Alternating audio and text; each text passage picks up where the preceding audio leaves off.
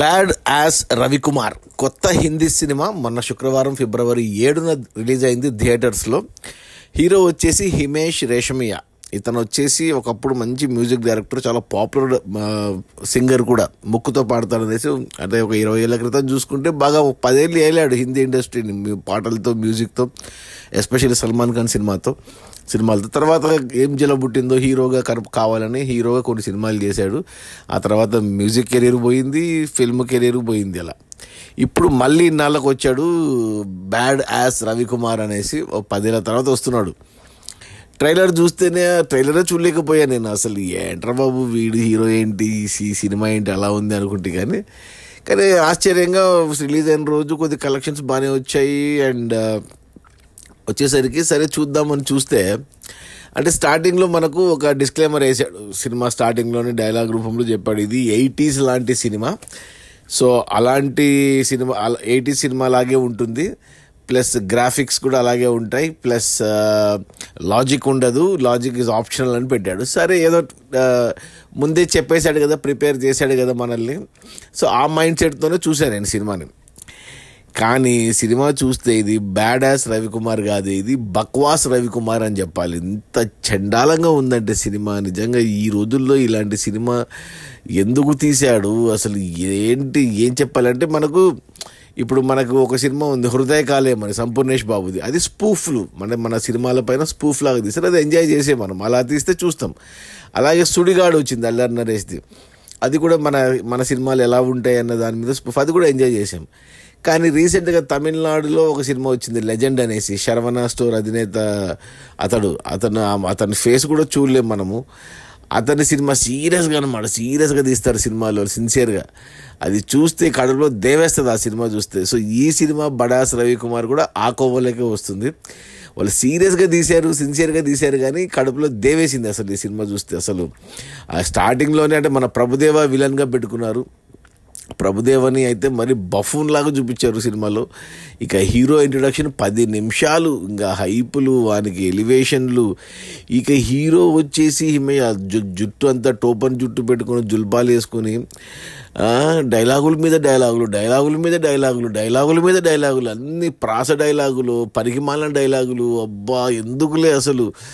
సరే 80s style అంటున్నాడు కదా, కొద్దిగా అలా ట్రై చేస్తున్నారేమో అని బలవంతంగా చూసా. అయినా కానీ చేత కాలేదు. ఆ విలన్ లేదు, 10 మంది దాకా ఉన్నారు విలన్స్. ఇక హీరోయిన్లు ఏమో 3 హీరోయిన్లు, ఒక సన్నీ లియోని అండ్ ఇంకో కొత్త అమ్మాయి ఎవరో, ఇంకా కీర్తి కులార్ అని మంచి యాక్ట్రెస్, మంచి క్యారెక్టర్లు చేస్తుంది దీంట్లో. ఆ అమ్మాయిని మొత్తం బట్టలంతా ఇప్పించేసాడు ఆ అమ్మాయిది. ఇక సన్నీ లియోని తెలిసింది ఫేడ్ అవుట్ అయిపోయింది, అయినా కానీ దీంట్లో ఫుల్ ఎక్స్పోజింగ్ వాడుకున్నారు. ఇక కొత్త హీరోయిన్ అయితే మరీ దారుణంగా వాడుకున్నారు. ఇక కమెడియన్స్ అని సపరేట్గా జానీ లివరు అండ్ ఇంకొకడు ఎవడో ఉన్నాడు సంజయ్ మిశ్రా. ఇలా ఇంతమందిని పెట్టుకొని అసలు ఆ అంటే డైలాగు, ఊ అంటే డైలాగ్ అయిపోతే పాట అయిపోతే ఫైటు. ఇక పాకిస్తాన్ మీద డైలాగులు. ఇక ఇదే నడిచింది ఫస్ట్ హాఫ్ అంతా.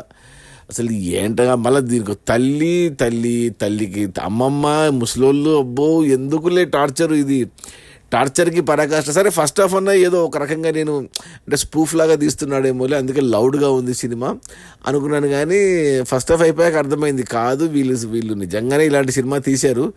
సినిమా చూశాక ఇలా స్టార్టింగ్లో మనకు ఏమన్నా అనుకుంటారేమో అనేసి ఇలా 80s లాంటి సినిమా ట్రై చేస్తున్నాము అని మనల్ని మాయ చేశారు, మోసం చేశారు అనిపించింది. ఇంకా సెకండ్ హాఫ్ అయితే మరీ దారుణం అసలు. అబ్బా ఫస్ట్ హాఫ్ అన్నా ఒక రకంగా ఏదో అంటే ట్రై చేస్తున్నా, అదే డిఫరెంట్గా చేస్తున్నారేమో స్పూఫ్ లాగా అనుకున్నాను. కానీ సెకండ్ హాఫ్ చూసరికి అర్థమైపోయింది. సెకండ్ హాఫ్ అయితే ఇంకా దారుణం అసలు. సరే లాజిక్ ఆప్షన్ అన్నాడు, లాజిక్ ఎంత లాజిక్లు పక్కన పెట్టేసినా కానీ అస్సలు చూడలేకపోయా. సెకండ్ హాఫ్లో ఏదో 10 నిమిషాల పాటు ఒక పాట పెట్టుకున్నారు, 80s లాంటి పాటలని, ఇష్టం వచ్చినట్టు పాటలు. దాని తర్వాత దొంగతనము, అదేది మిషన్ ఇంపాసిబుల్ స్టైల్లో ఒక దొంగతనము. ఎంత సిల్లీగా అంటే అసలు ఎందుకులే, అసలు మనకి ఎలా తీయాలనిపించింది ఏంటబ్బా అసలు. అబ్బా దేవుడా కాదులే నాయనా. ఇంకా ఆ సిల్లీ క్లైమాక్స్ అది ఇది ఎందుకులే నిజంగా ఇది నిజంగా ఎలా చూసారో కానీ జనాలు ఎలా చూస్తున్నారో కానీ హిమేష్ రేషమే ఇలాగే మనకు కూడా తెలుగులో కూడా ఉండే మనకు ఆర్పి పట్నాయక్ మ్యూజిక్ డైరెక్టర్గా నాకు అసలు నచ్చాడు ఆ మ్యూజిక్ ఆ పాటలు అతనికి కూడా ఇలాగే హీరో కావాలని సినిమాలు తీసాడు కొన్ని తర్వాత ఇంకా కెరీర్ పోయింది మ్యూజిక్ కెరీర్ పోయింది సినిమా కెరీర్ పోయింది సేమ్ హిమేష్ రేషమే కొంతమందికి ఇలా ఉంటుంది ఆ జిల్లా హీరో అనిపించుకోవాలనేసి సో మొత్తం ఇంతే ఈ సినిమా మీద బండబడే దానికి తోడు ఈ సినిమాకు హిమేష్ రేషమియా అనే స్టోరీ స్క్రీన్ ప్లే డైలాగ్స్ పాటలు మ్యూజిక్ డైరెక్షన్ ప్రొడ్యూసర్ అన్నీ ఇతని డైరెక్షన్ ఒకటి ఎవరు కొత్తనికి ఇచ్చాడు కేత్ గోమ్స్ అనే మనకి సినిమా నిజంగా ఏమంటారు నేను ఏదో కలెక్షన్స్ వస్తున్నాయిలే అంటే సింగిల్ స్క్రీన్స్లో చూస్తున్నారు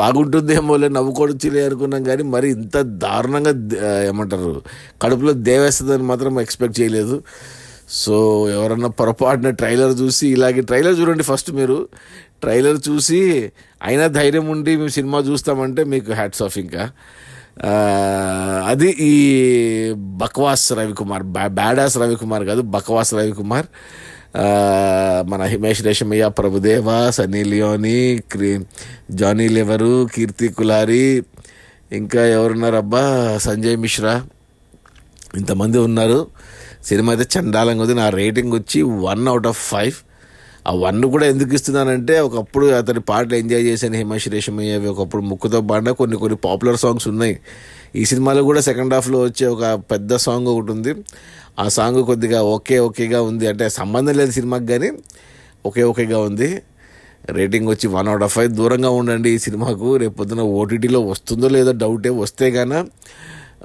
చూస్తా అంటే ఇంకా మీ కర్మ ప్రభుదేవని మాత్రం నిజంగా దారుణంగా వాడుకున్నారు సినిమాని హీరోయిన్స్ అందరిని అలాగే ఎక్స్ప్లాయిట్ చేశారు సినిమా కాదు ఇది ఏందో అమెచ్యూరిష్ అసలు చిన్నపిల్లల సినిమా లాగా చిన్నపిల్లలు కూడా అనకూడదు చెత్త అంతే చెత్త ఒక డస్ట్బిన్ అంతే ఈ బక్వాస్ రవికుమార్ ఓకే బాయ్